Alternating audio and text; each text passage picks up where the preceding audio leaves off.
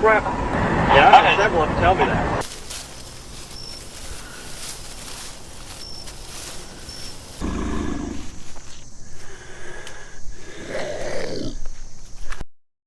Something is stalking the forgotten corners of our world. In silent caves, deep rivers, snowy peaks, dark woods, foggy roads, and quiet campsites, encounters hint at something larger, older, and dangerously aware. It strikes fast, vanishes faster, and always leaves behind one thing: fear. From explorers ambushed inside a hidden cave in the northern Rockies to a delivery driver whose truck was slammed on a foggy Oregon back road. In this video, we'll uncover 6 chilling encounters with the towering presence said to haunt the wild.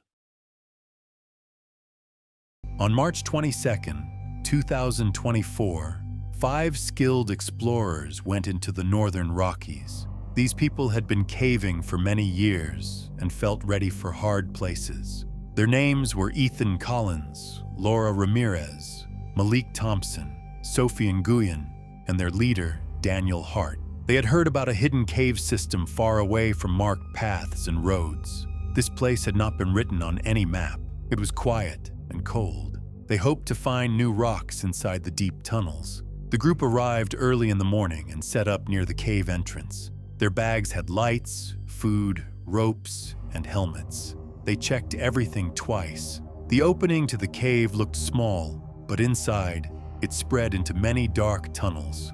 As they moved forward, their lights showed wet walls and strange shapes. Daniel stayed in front. He had led many trips like this and knew how to stay calm. At one point, the group reached a narrow path. Daniel looked closer at some odd marks on the stone beside him.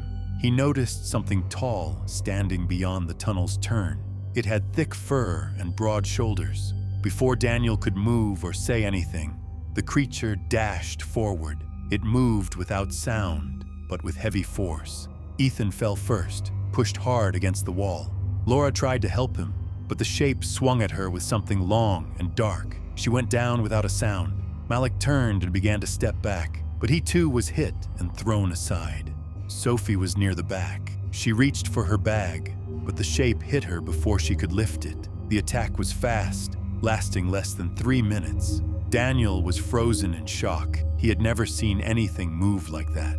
The shape had long arms and was taller than anyone he had met. Daniel turned and ran. He dropped his light and climbed out through the dark, using only memory and touch. Outside, the cold air hit his face. His hands shook. He had left 4 people behind. He waited near the rocks until the sky grew light again. When he walked back with others, they found broken gear in a neat pile. Helmets sat stacked one on another. Ropes were placed in round shape. Deep footprints led into and out of the entrance. Each print was longer than a boot and pressed deep into the ground.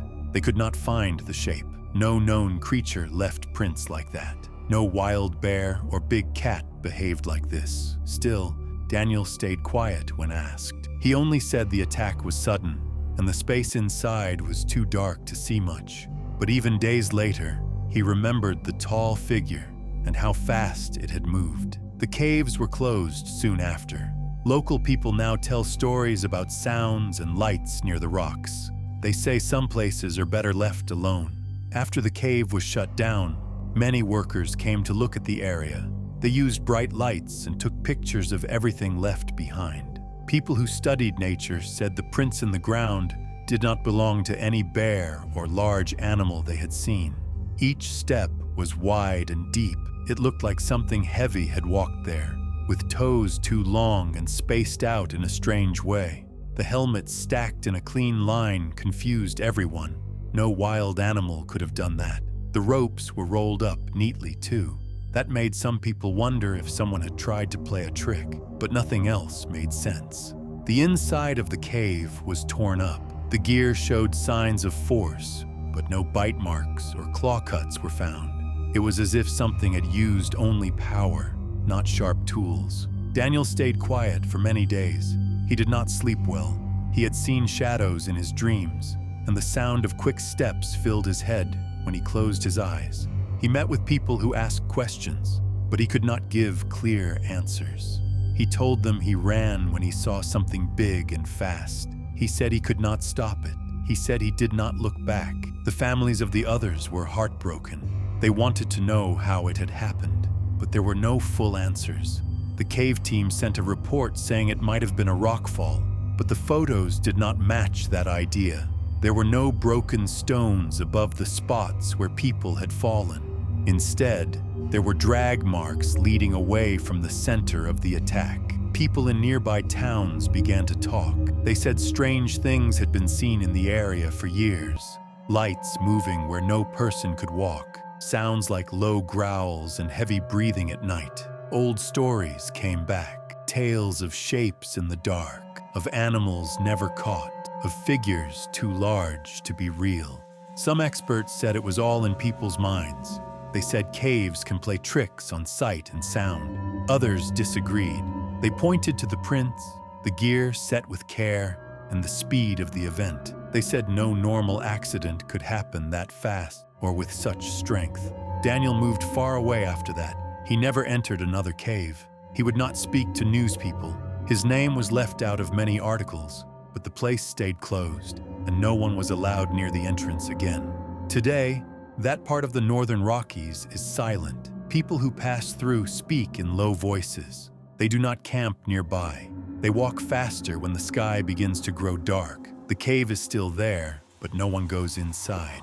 The story is told in small groups, mostly whispered. Not many believe it, but no one goes back. Something was in that cave, and it never came out. On July 9th, 2023, Rachel Nguyen was paddling her canoe along a quiet stretch of Snake River in Idaho. The water was calm, and the current was light. She had taken many solo trips before, so this journey felt peaceful at first. Her canoe moved slowly between tall trees, with birds flying above and insects buzzing low. The morning sun lit the path ahead, and nothing seemed out of place. As she came around a bend where the river narrowed, something strange happened. Without any warning, a powerful force slammed into the side of her canoe. The hit was so strong that her paddle flew into the air. She barely held on as the canoe rocked hard, almost tipping over. The water splashed up around her, and for a second, everything felt frozen. She turned quickly toward the riverbank and caught a fast glimpse of a tall figure moving between the trees. It was too big to be human. Its shape was wide and dark, and it stepped away fast into the shadows without making a sound. Shaken but still afloat, Rachel reached a shallow spot and pulled the canoe onto land. She walked up and down the muddy edge, trying to understand what had just happened. Then she noticed deep tracks pressed into the soft ground. Each one was long and narrow, spaced far apart, as if left by something very large. She bent closer and saw clumps of rough, dark hair stuck on tree bark and old branches. The strands were thick and tangled, nothing like animal fur she had seen before. She followed the prints for a short distance before stopping near a group of big rocks. That was where she noticed something even stranger. Several heavy boulders had been carefully stacked into triangle shapes. The lines were sharp and neat, not like a random pile. It looked like someone, or something, had arranged them that way on purpose. The rocks were too big to move easily, and their shape made her uneasy. Rachel returned to her canoe and slowly made her way back downstream. When she reached help, she told her story. Search teams came to look at the place she described. They found the same tracks and hair, and they saw the triangle shapes beside the river. But there were no signs of other people, no extra boats, no camping spots, and no food wrappers. Nothing showed that anyone else had been nearby. Officials said it must have been an accident. They suggested a fallen branch or strong river current had caused the strike. But nothing had touched the canoe except that one hard blow. Rachel knew what she saw. She believed something had been watching her canoe from the trees and waited for the right moment to strike. Locals began to whisper that the quiet waters in that part of Snake River were not as safe as they once believed, and some would never go back again. After that day, Rachel Nguyen found it hard to forget what had happened.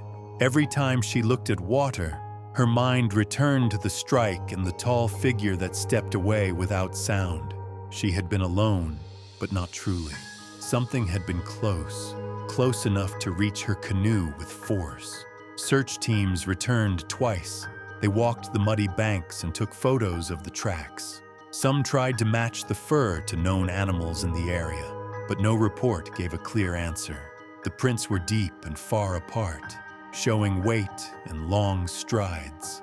The clumps of hair were rough and dark, too thick for anything local. Rangers brought in more people, but still, no one could say for sure what had moved between the trees that morning. Officials told the public that the event was a river accident. They mentioned water currents, loose branches, and floating logs. They said the marks on land could be from animals passing by or tricks caused by wind and weather, but their tone was soft, almost unsure. They did not give firm answers. Locals noticed this. The people living near the river began to talk more. Some said they had heard strange sounds at night. Others claimed to have seen large shadows near the edge of the woods. A man who fished in the same area shared that he once saw stacked rocks, just like the ones Rachel described. He had thought it was part of some old camp, but now he was not sure. The triangle shape seemed placed with care, like a sign or a warning.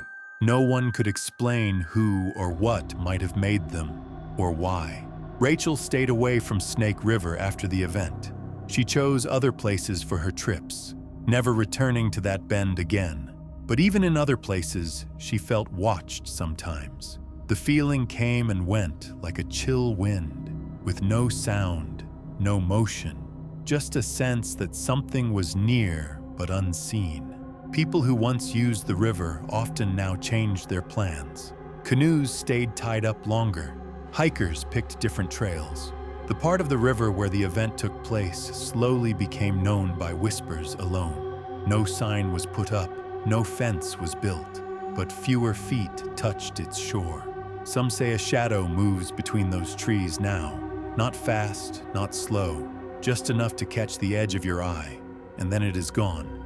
Others think the boulder stacks mean something older, a kind of mark left by something that lives deep in the land and does not want to be seen.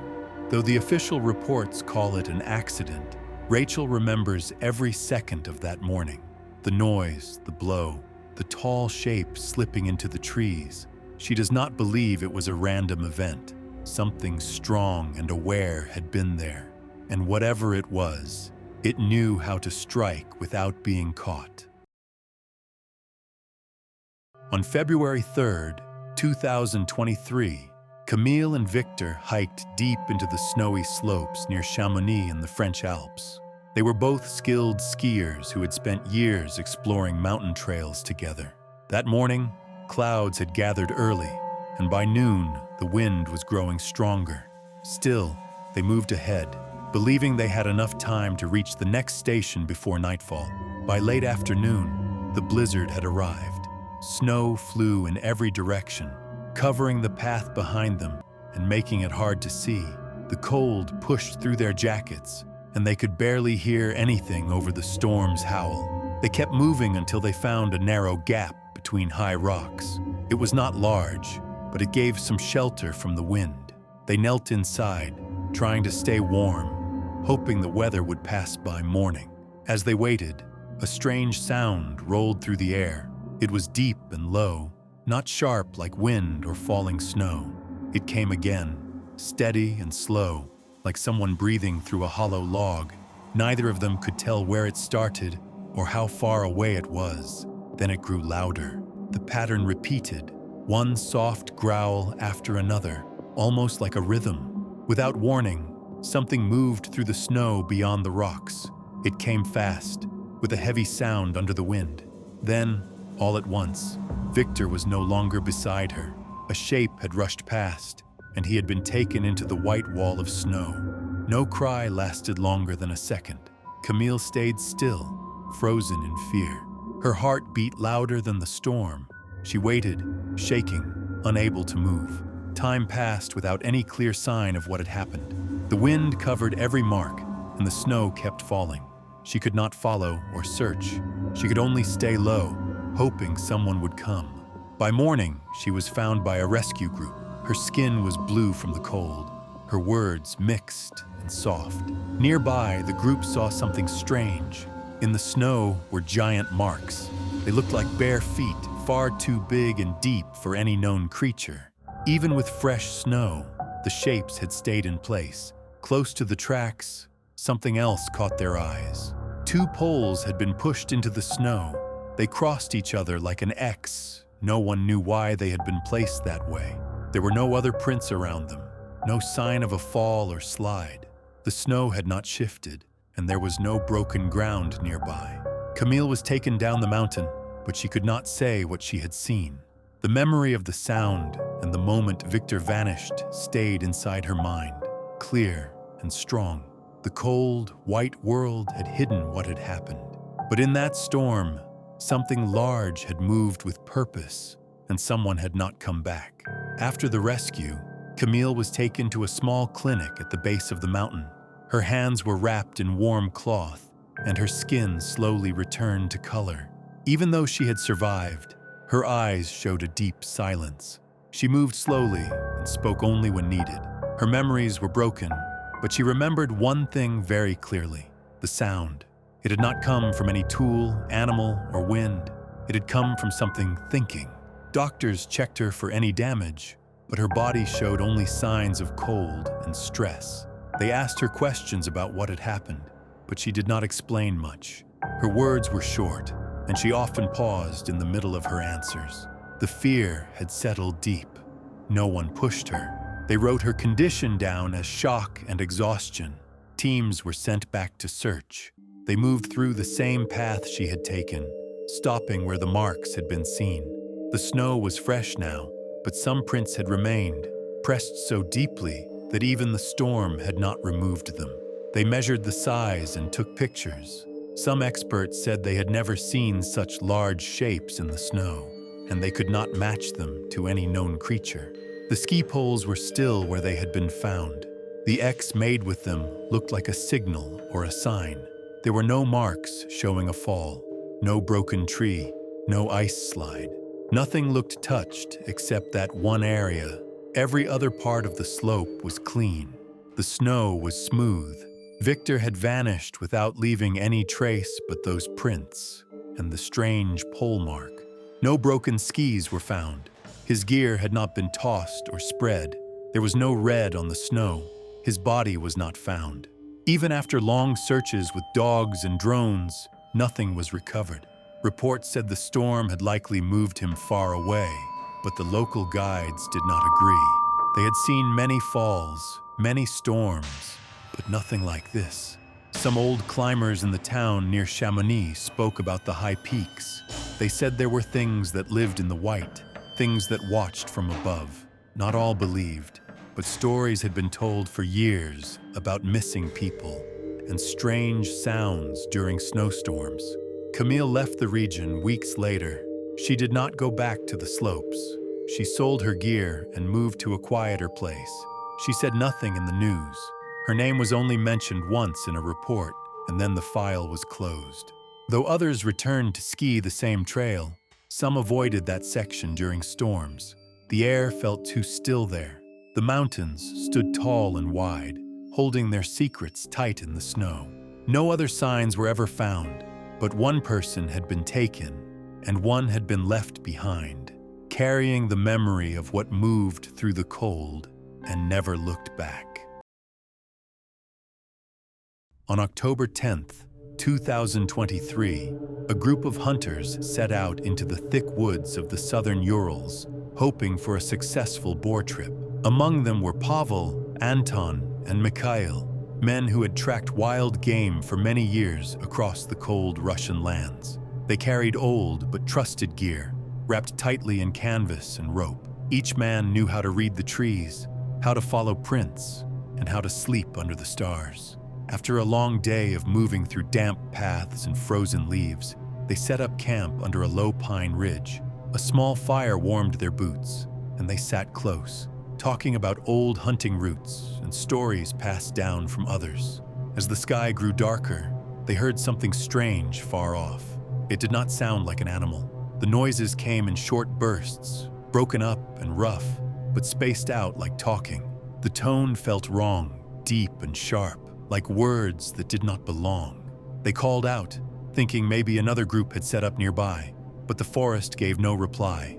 No wind passed through the trees, no birds moved. The silence felt too strong, like it had weight. Then came the noise. A loud crash of limbs and a heavy step moved fast toward their fire. The ground shivered as something massive rushed forward and stopped just beyond the circle of light. A shape stood near the edge, taller than any man. It did not speak or growl. It watched. 2 quick shots were fired, but they made no difference. The shape slipped into the dark as fast as it had come, bending the trees behind it.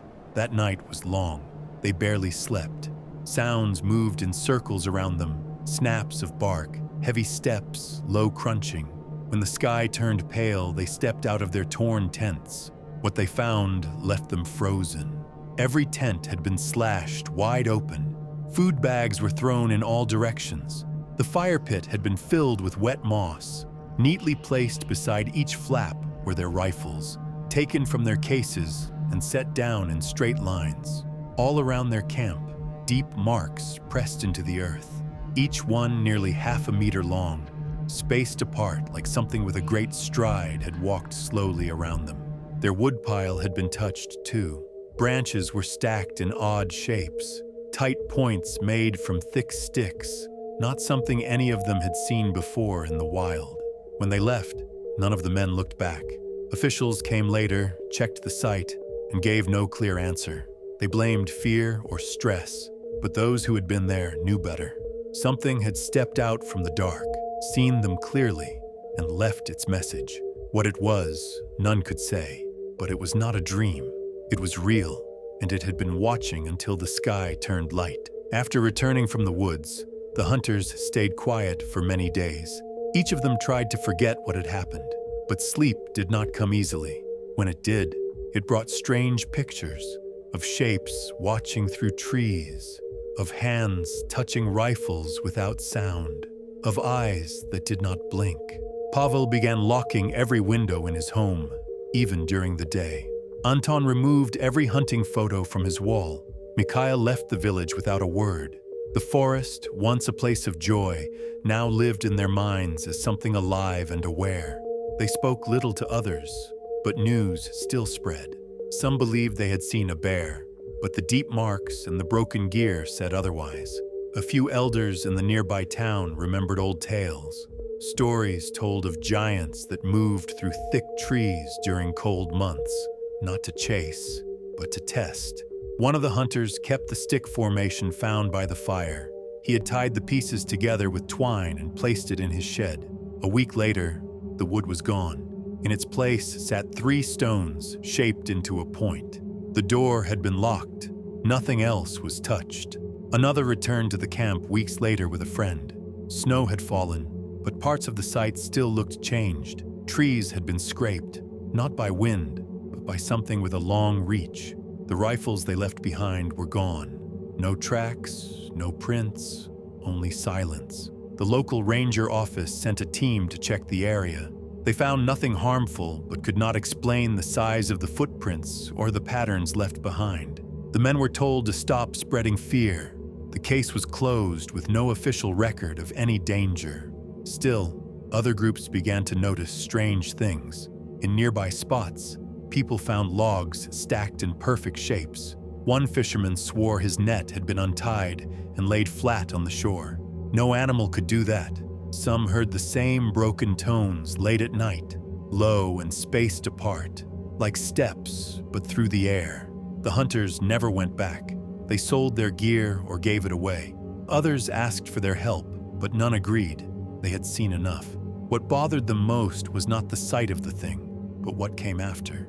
It had not harmed them, but it had looked closely, touched their tools, and left without a sound.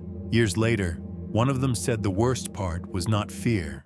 It was knowing they had been watched for hours, maybe even longer. The strange thing had waited until they were unguarded. It had let them go. That meant it had chosen not to strike. And if it had made that choice once, it could change its mind again. They did not speak of it again, But every time a gust passed through the trees or a branch snapped in the dark, they remembered, and they knew the forest remembered too. On the night of June 11th, 2024, Carl Henderson was driving alone through a narrow stretch of back road deep in the Oregon wilderness. He worked as a long-haul delivery driver and had taken this path many times before, even during bad weather. That evening, the fog was thick and low. It hugged the trees and wrapped around the truck like a slow-moving cloud. The headlights could not cut through it. Every turn felt sharper, every shadow heavier. Carl kept a steady hand on the wheel, trying to stay focused. His truck moved slowly around bends that curved between steep drops and thick woods. Then, without warning, something huge stepped out of the mist. It was standing in the middle of the road, taller than any human. There was no time to stop. He swerved hard to avoid it. The vehicle tipped for a second but did not roll. Before he could recover, something slammed into the rear end. The whole truck jolted. Boxes shook, glass rattled, and tires screamed against gravel. Carl's heart pounded as he brought the vehicle to a stop on the shoulder. He opened the door and stepped into the cold night. The air was thick and wet, and the silence around him was deep. As he walked toward the back of the truck, something caught his eye. Clumps of dark, rough fur were stuck to the bumper. There were more around the wheel wells, caught between metal and mud. He crouched lower, confused and alert. That was when he saw the marks. Huge footprints had pressed into the loose stones near the side of the road. They moved in a wide circle around the truck. Each step was spaced far apart, too wide for a person, and each print sank deeper than even the heaviest boots would. The prints weren't random. They made shapes, looping around the truck in clean lines. It was like something was walking with thought, not just passing by. Carl followed the trail until it vanished into the woods. Then the sound came. A low, deep rumble floated out from the trees. It was not loud, but it felt thick in the chest, like something speaking without words. The sound stopped as suddenly as it had begun. Carl backed away, keeping his eyes on the forest. He reached for his phone but found no signal. He climbed back into the truck, locked the doors, and sat still for a long time, waiting for any more signs. Nothing moved. The road remained empty. He drove off slowly, headlights still cutting only a few feet ahead. The delivery was late that night, but he did not care. When asked, he said the road had been blocked. He did not tell anyone what he had really seen or what had touched the truck, but the marks remained. So did the fur, and the memory of something massive moving in silence through the thick fog, watching closely, then slipping away without a sound. After reaching the city, Carl parked the truck behind the warehouse and sat quietly in the driver's seat. He stared at his hands gripping the wheel. They were still shaking. In the rearview mirror, the fog looked distant now, just a fading memory.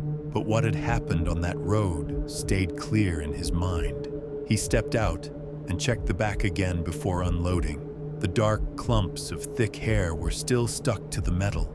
The prints in the dust along the bumper had not faded. He pulled out his phone and took a few quick photos. Then he removed the fur and threw it into a bag. Something inside told him to keep it, even if no one believed him. When he told the delivery supervisor about the route delay, they only nodded and moved on. There was no mention of the strange marks or the impact on the truck. He stayed silent, unsure how to explain something he could barely understand himself. The next day, Carl returned home and looked up reports from the area. He found old news stories and forgotten forum posts. People had spoken about shadows moving through the trees. Others had seen strange figures standing beside the roads during foggy nights. Some drivers had vanished without a trace, leaving only tire tracks or broken side mirrors behind. None of it had ever made the news headlines. Carl returned to the delivery yard later in the week to gather his things. When he checked the truck again, the marks on the gravel had already been wiped clean by the weather. But something new caught his attention. A smooth stone sat by the fence, placed carefully on top of a second flat rock. He had never seen it there before. The shape was deliberate, like the strange patterns made on the road that night. He picked it up and placed it in the same bag as the fur. That evening, he drove back toward the area where it had happened. He did not stop, but he watched the trees closely. The fog had returned, and the road still twisted in sharp turns.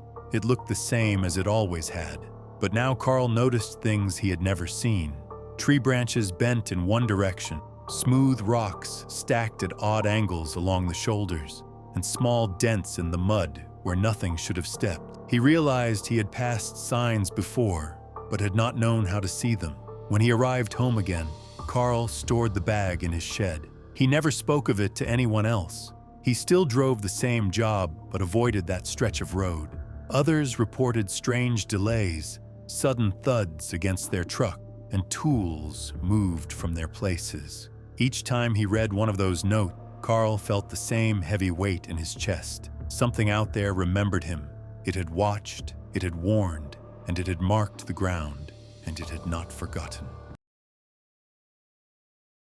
On the night of July 19th, 2022, 3 close friends set up camp deep in the Smoky Mountain wilderness. They had spent the entire day walking rough trails, crossing muddy patches, and climbing steep paths. Their boots were soaked and their legs were sore. As the sun dropped behind the thick trees, they pitched their tents and made a fire near a quiet stream. There was no one else around. David, Tyler, and Josh sat beside the flames and warmed their hands. The stars hid behind dark clouds, and the air turned colder. Their campsite was surrounded by tall woods that stood still.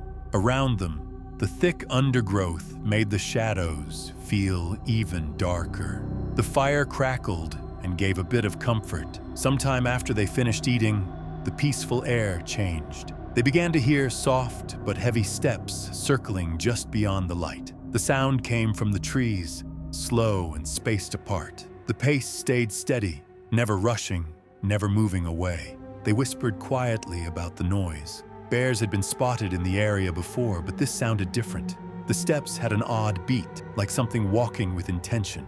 Hours passed. The fire dropped low, and the cold crept in. Around midnight, David stepped out of the tent to relieve himself near the trees. The other 2 stayed inside, wrapped in their sleeping bags, waiting for him to return. Time stretched on. The air grew even quieter. No branches snapped, no steps returned, only silence. Worried, they lit a lantern and stepped out into the dark. The fire was now just red embers, barely giving off light. They called softly, then louder, still nothing. With shaking hands, they walked toward the tree line. A few steps in, their lantern's beam lit up the forest floor. There they saw massive marks in the dirt. Barefoot shapes almost 2 feet long were pressed deep into the soil. The trail of prints led away from the camp, heading toward the creek. The mud along the water's edge showed the same huge prints. Between them, they found something. David's flashlight, broken and half covered in dirt.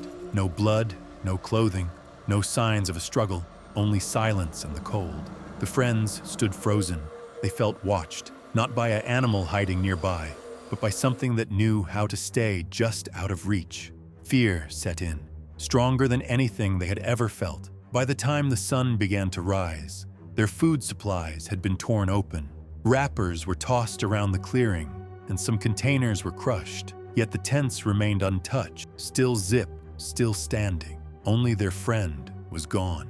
They knew something had come in the night, something large, something smart, and it had taken one of them without making a sound.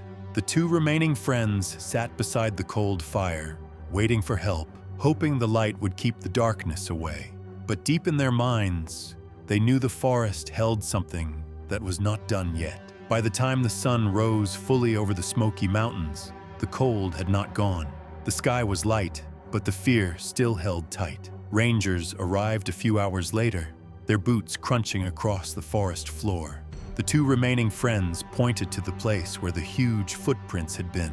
Some had faded with the morning dew, but others were still clear near the creek. They explained what happened during the night. The Rangers listened but said little. They walked around, checked the broken flashlight, and took a few notes. No blood was found, no clothes, no drag marks, no bear prints either. The trees stood quiet again, like nothing had happened. Soon more people came. Rescue dogs were brought in, but they kept pacing in circles and stopping near the water, confused. A few barked once, then sat down. The dogs would not go any farther past the edge of the creek. One handler frowned but said nothing. The area felt heavy, like something unseen still watched. News spread fast in nearby towns. Some people said it was a wild animal. Others whispered about things that walked the woods at night, things not seen in daylight. An old man from a nearby cabin came to speak with the rangers. He said strange sounds had been echoing through the hills for years. Heavy steps, low groans, and sometimes even missing pets. No one took him seriously. The official report came a week later. It said a bear was the likely cause, even though no sign of a bear had been found. The prints were not part of the report. The strange rhythm of the footsteps was never mentioned. David's name was added to a long list of missing hikers who were never found. The two friends who returned never went camping again. They tried to go back to normal life, but sleep came hard. Sounds at night made them freeze. If something tapped the window or a branch moved outside, they felt their hearts race. One of them moved far from the area and stopped speaking of that night at all. The other began writing in a journal, trying to make sense of what had taken their friend. In the months that followed, a few hikers in the same area reported strange sounds. Some said their food had been taken while they slept. A few found tall prints beside their tents in the morning. But no one was hurt again, and nothing was proven. The forest stayed quiet by day. At night, it returned to watching. Some believe that whatever came that night was not just passing through. It had waited, it had chosen, and when it left, it took more than a person.